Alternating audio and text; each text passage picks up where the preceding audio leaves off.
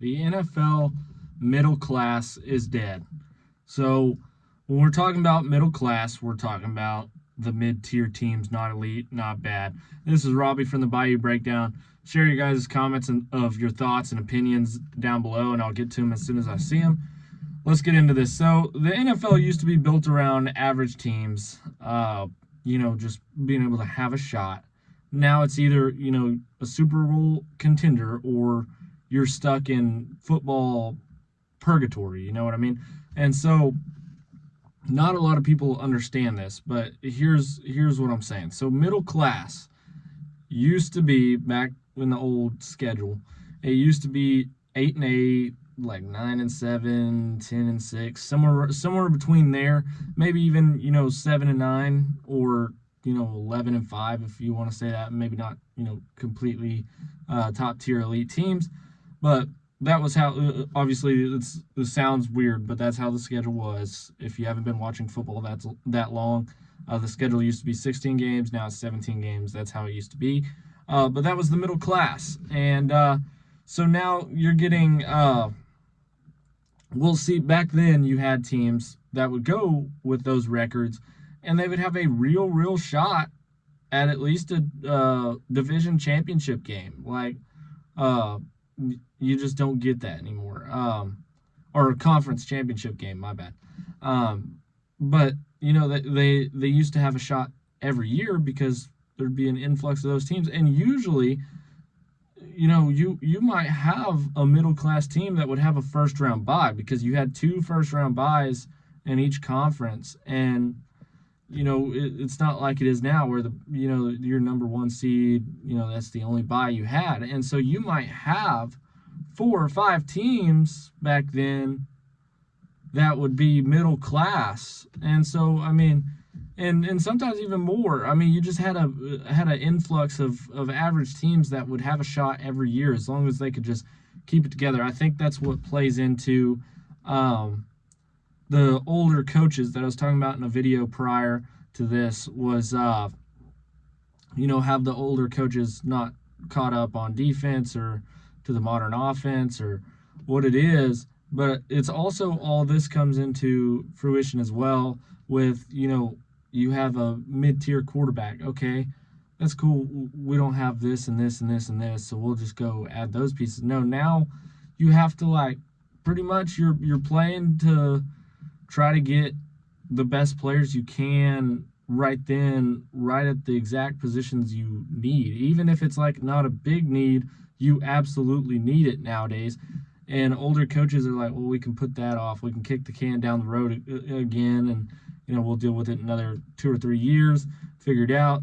That's not going to work in the NFL now. You can't have mid-tier play at some positions. And I think there are some modern defensive coaches and coaching minds. I think Brandon Staley, for you Saints fans, is one of those coaches.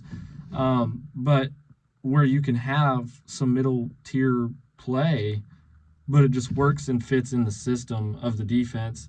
But I think offense especially, you just can't really get by with middle of the road players. But middle class gets some rap every year if they get the same rap every year, even if they change, because nobody's really paying attention to that in the NFL anymore because it's just became such a big deal on how it's looked at. Middle class is just, you're stuck there pretty much. My question to you guys is, which NFL team is stuck in purgatory? And because I think there's a lot of them, and I'd like to hear what you guys think on this.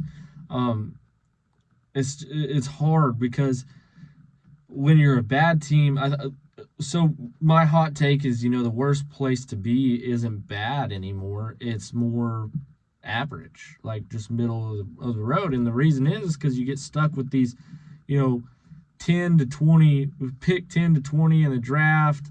You don't really know what you're getting. Good news for Saints fans. Seems like our coaching staff and higher-ups have been, really putting puzzle pieces together and picking late in the drafts and stuff, and coming out with, some golden players, but a lot of teams can't say the same. And this has only been 1 to 2 years for the Saints with this kind of group, so we really don't know how it's going to go long term. But you really get stuck because if you're a bad team, you have a chance to really catapult your team. I mean, because that's one thing with middle-of-the-road players. If you have a middle-of-the-road team, but you got Josh Allen or Patrick Mahomes or Joe Burrow at quarterback, you have a shot at a Super Bowl. I mean, there's just nobody's going to tell you no. So if you can find that diamond in the rough in the draft, that's fine for the bad teams. And the bad teams get that chance year in, year out. And sometimes they just stay that way. It just ends up, happening. It sucks, but it also kind of sucks to suck. But for the middle of the class tiers, if they can't pick out a diamond in the rough, you're getting, same buck average play every year, no matter who you pick, no matter who you had. You're in salary cap hell because you're trying to add, people that have made a name for themselves, but by the time they make a name for themselves, they're on the decline of their career, and then you're getting them and they're not as good as you thought they were, and then you're back into that middle of the pack play from them, and you're just not getting anywhere. You're just stuck there. You're in purgatory. And it really sucks. I'd like to hear what kind of teams you guys think are bad, what kind of teams you think are elite, what kind of teams you think are middle tier. But I think the middle class is dead in the NFL. I don't think it's a middle bang average team, pretty good team, great team, elite team. I don't think it's all of that anymore. I think you're either stuck or you're a contender or you're just horrible. And it sucks to say that because there's a lot of teams that I'd like to see with a chance. But that also comes with coaching and being able to pick out these diamonds in the rough and who these coaches are adding as scouts and how their scouts are, picking these players out of college. Because, we've all seen it. There's not just, the first 7 to 10 picks of the draft. There's a million more, and there's probably, a ton more great talent out there. It's who do you got in charge? Who's going to be able to pick that out? Like I said, it's dead because, it's just like it's a schedule, right? So let's say your schedule for the Saints, for instance, you got the Falcons, the Bucks, and the Panthers, right? If you're going to do a schedule and you want to be the closest you can be to having that schedule right, what are you going to do with your divisional games? You're just going to go, okay, let's just split them down the middle, right? So most things are a bang average if you're trying to get that dead on the money spot, right? So you would say 3-3 in the division, and that would be bang average. And then you can work out the schedule from there, what wins you think they get, what wins you think the other team gets, and stuff like that. But that's what you see when you pick out coaches. So you're like, okay, well, this coach hasn't really proven himself and his team is mid-tier.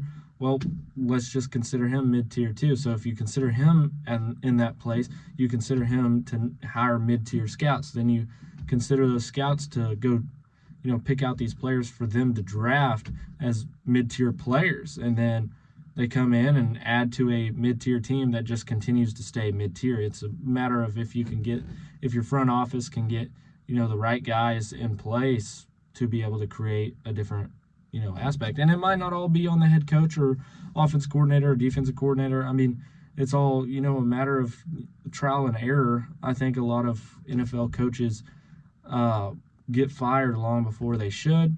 But again, they don't have really 5 years to build a team anymore. Coaches are getting fired after a year or 2 or 3, and that's it. They have no time to build. And then another coach takes over, and they're right back in the same spot as when the other coach started.